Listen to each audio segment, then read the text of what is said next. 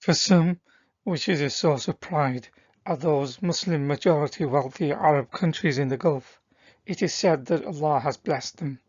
The corollary is, and the implicit implication is how they contribute to human civilization due to their investment into elaborate projects and buildings, often with Western know-how, by the way. What is failed to take into account is that this transient wealth is only due to the opportune discovery of oil in modern times. It really has nothing to do with the religion of Islam. In other words, oil has had a bigger impact on the prosperity of certain Arab/Muslim countries rather than the religion itself. The evidence for the previous statement is, if one looks beyond the ostentatious, fatuous, myopic showmanship of modern times, before the oil discovery, the picture on the left shows how desolate, derelict, unkept, and shabby Islam's holiest mosque, the Kaaba in Mecca, looked just 70 years ago in 1954. And below is what it looks like in modern times thanks to oil discovery. On the right, this is what Dubai looked like in 1979 when its first skyscraper was built. Today, it boasts numerous skyscrapers, including the tallest one in the world. If Islam was a factor to their prosperity, as some of the claims made by apologists, then why were the holy sites not invested in? After all, it was Umar who suggested that a place called Station of Abraham within the Kaaba Mosque be made a place of prayer. It says in Sahih al-Bukhari 4483, Allah agreed with Umar about it. Soon after, a Quranic verse was revealed making the pilgrimage to Mecca the fifth pillar of Islam that must be performed by every Muslim once in a lifetime should they have the financial means to do so. With so many Muslims visiting it every year for over 1,000 years, one would have expected it to look better than it did before the oil discovery, even if the country was generally poor. Essentially, during the pre-Islamic times, the purpose of the Hajj pilgrimage was a source of income which enabled merchants to make money. Prices were often raised during the pilgrimage season in order to maximize profit. In reality, nothing has changed since Islam and now, in connection to its pagan origins, as its purpose was a business-making enterprise, as it was an opportunity for merchants to make money. So when the pagans were barred from entering the sanctuary, as mentioned in Quran 9:28, objections were raised by Muslims as to how this will have an impact on their revenue. Allah found a way around. This is explained by Quran commentator Ibn Kathir, who explains the verse thus: when Allah ordered the believers to prohibit the disbelievers from entering or coming near the sacred mosque, on that the people said that this would reduce their profits from trade. Therefore Allah compensated them, and as a source of alternative income for no other reason other than for monetary reasons, Muslims were ordered to fight the people of the book, i.e. the Jews and the Christians, until they paid the jizya tax. The point of all this is, oil was more important than the religion for some of these countries' prosperity, because before the oil discovery, these countries were some of the poorest countries in the world, even with all the pilgrimage rights. In the article with the title The Arabian Gulf Prior to the Oil Era, it explains how poverty-stricken these countries actually were, and with oil soon to dry out, time will only tell how it will impact on its prosperity, as explained by the article by multinational Universal Bank PNB Paribas and also the IMF. Hence why these countries are now preparing for a post-oil economy by engaging in greenwashing and sports washing.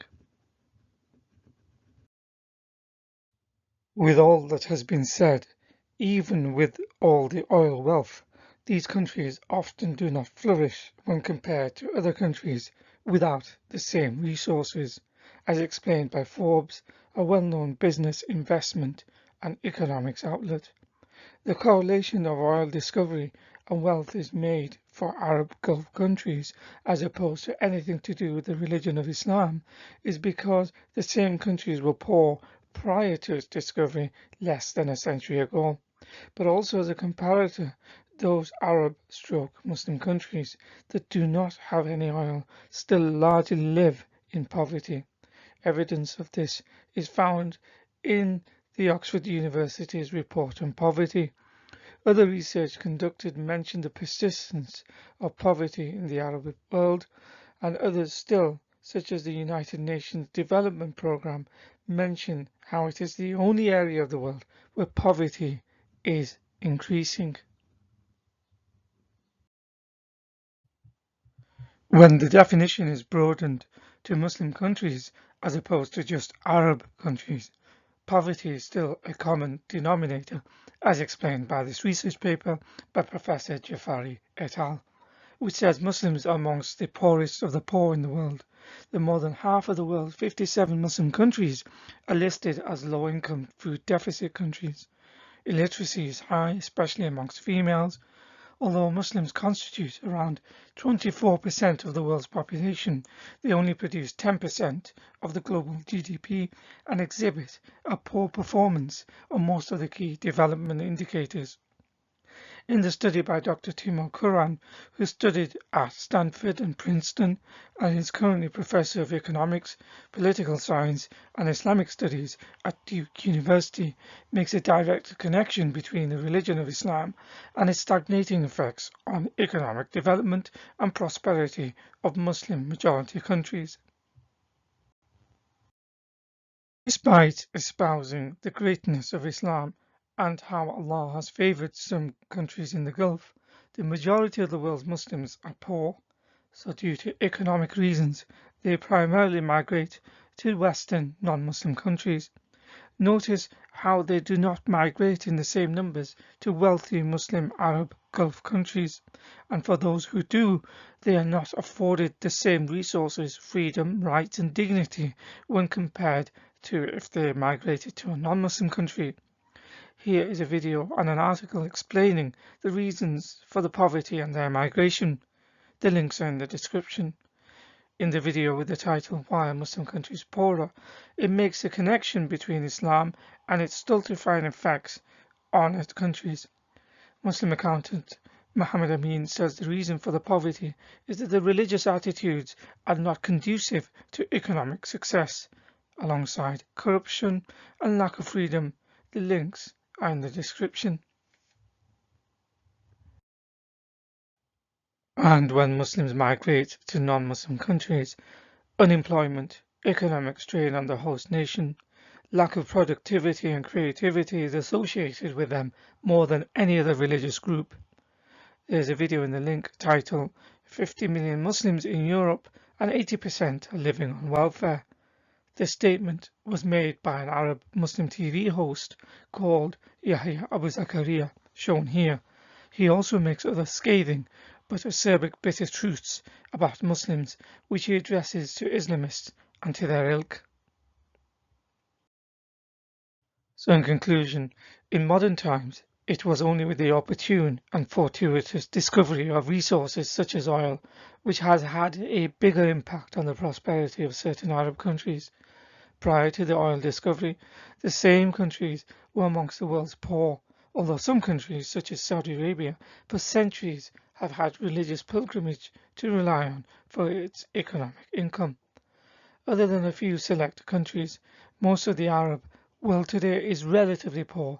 Muslim countries, which also includes Arab countries, are some of the poorest in the world. Research has found that the religion of Islam is culpable for stagnating economic growth and contributing to poverty. This in turn impacts on the behavior of Muslims, as evident whenever they migrate to other countries. With this as a backdrop, in the next video, it will be shown how before Islam, the pre-Islamic Arabs were a people who were known as wealthy, advanced and civilized. They were described as honest and prosperous by ancient Greeks and Romans. This challenges the common untrue narrative spun by Muslims that Islam civilized Arabs and led them to prosperity.